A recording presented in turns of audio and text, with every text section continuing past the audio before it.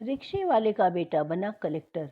एक गरीब लड़के की प्रेरणादायक कहानी।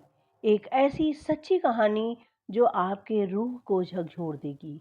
10-10 रुपए की किताबें बेचने वाला, करोड़ों का अफसर। जानिए कैसे। बचपन की कठिनाइयों और संघर्ष से भरी ये कहानी लेकर मैं उपस्थित हुई हूँ। नमस्कार मित्रों, ज्ञान गंगा चैनल के हिंदी कहानियों में मैं वंदना श्रीवास्तव आप सबका स्वागत करती हूँ। आज की मेरी कहानी है रिक्शे वाले का बेटा बना कलेक्टर। रवि का जन्म एक बेहद गरीब परिवार में हुआ था। उसका बचपन संघर्षों से भरा हुआ था। पिता रामलाल दिन रात रिक्शा चलाते थे। माँ सुमित्रा दूसरों के घरों में काम करती। फिर भी कई बार ऐसा होता था कि घर में एक समय का ही खाना बन पाता था। माँ खुद भूखी रहकर रवि और उसके छोटे भाई बहनों को खाना खिलाती। रवि पढ़ाई में बहुत अच्छा था, लेकिन गरीबी उसके सपनों के आड़े आ रही थी। स्कूल की फीस भरना मुश्किल था, किताबें खरीदना तो दूर की बात थी। उसने बचपन में ही सड़कों पर किताबें और अखबार बेचना शुरू कर दिया। दिन भर वह पसीने में तरबतर होकर सड़कों पर दौड़ता और रात में स्ट्रीट लाइट के नीचे बैठकर पढ़ता। एक दिन स्कूल में टीचर ने जब फीस न भरने के कारण उसे क्लास से निकाल दिया तो वह स्कूल के बाहर घंटों रोता रहा। पिता रिक्शा चलाकर आए, बेटे की हालत देखी और अपने फटे पुराने जेब से कुछ मुड़े तुड़े रुपए निकाल कर बोले, ले बेटा, आज मैं तेरा स्कूल छुड़वा नहीं सकता, लेकिन तुझे एक दिन इस स्कूल का गर्व जरूर बनना है। रवि ने उसी दिन ठान लिया, उसे कुछ बड़ा करना है ताकि उसके माता पिता को कभी यह दिन न देखने पड़े। एक दिन जब रवि किताबें बेच रहा था तो उसने देखा कि एक बड़ा सा काफिला सड़क से गुजर रहा है। लोगों की भीड़ थी और सब आदर से एक व्यक्ति को देख रहे थे। वह व्यक्ति कोई और नहीं बल्कि उस जिले के कलेक्टर साहब थे। रवि की आंखों में चमक आ गई और वह सोचने लगा, आखिर ये कलेक्टर कौन है। जब उसने लोगों से पूछा तो पता चला कि कलेक्टर सबसे बड़ा अधिकारी होता है जो पूरे जिले का प्रशासन देखता है। रवि के मन में एक सपना जन्म ले चुका था कि मुझे भी कलेक्टर बनना है, चाहे जैसे भी हो। पर यह सफर आसान तो नहीं था। घर की आर्थिक स्थिति वैसे ही दयनीय थी, लेकिन रवि ने हार नहीं मानी। उसने दिन में अखबार बेचना, रिक्शा खींचने में पिता की मदद करना और रात में पढ़ाई करना जारी रखा। रवि ने स्कॉलरशिप पाने के लिए कड़ी मेहनत की और एक प्रतिष्ठित कॉलेज में एडमिशन भी ले लिया। लेकिन वहां भी संघर्ष कम नहीं था। उसे ट्यूशन पढ़ाकर अपनी फीस भरनी पड़ती थी। कई बार खाली पेट रहकर लाइब्रेरी में पढ़ाई करता। एक बार परीक्षा से ठीक पहले उसकी माँ बीमार हो गई। इलाज के पैसे नहीं थे। रवि ने अपने कॉलेज के दोस्तों से उधार लेकर माँ का इलाज करवाया। रात में अस्पताल की बेंच पर बैठकर माँ का हाथ पकड़कर आंखों में आंसू लिए उसने किताबें खोली और पढ़ाई जारी रखी।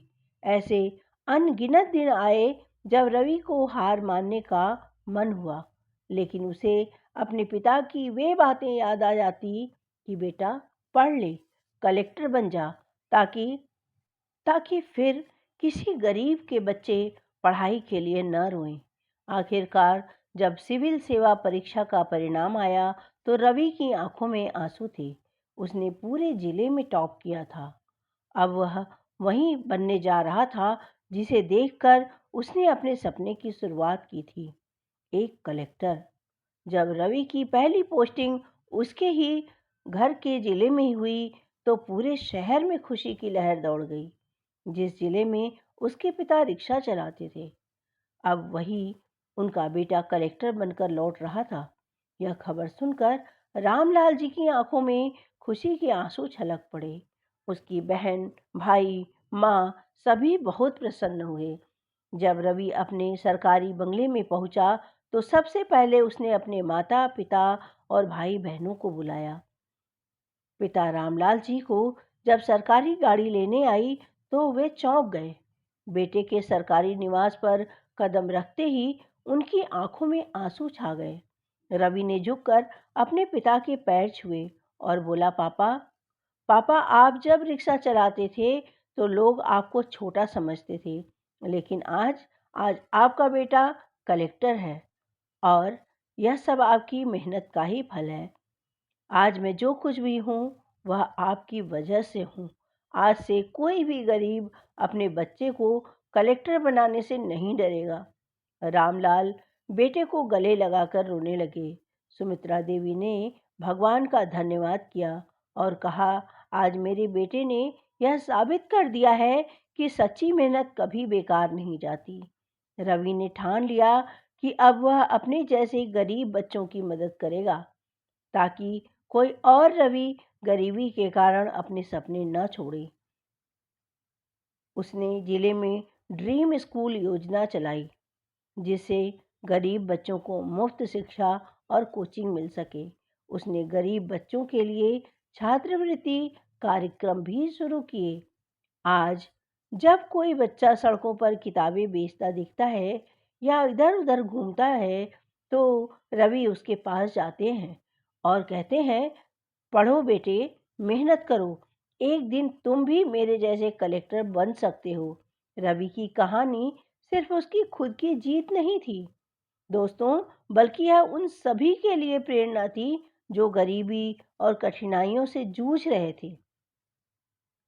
वह यह साबित कर चुका था कि परिस्थितियां चाहे कितनी भी कठिन क्यों न हो, अगर हौसला और मेहनत सच्ची हो तो कोई भी लक्ष्य असंभव नहीं होता। उसके जिले में लोग उसकी मिसाल देते हैं और उसकी कहानी सुनकर न जाने कितने बच्चे अपने सपनों को पूरा करने की राह पर चल पड़ते हैं।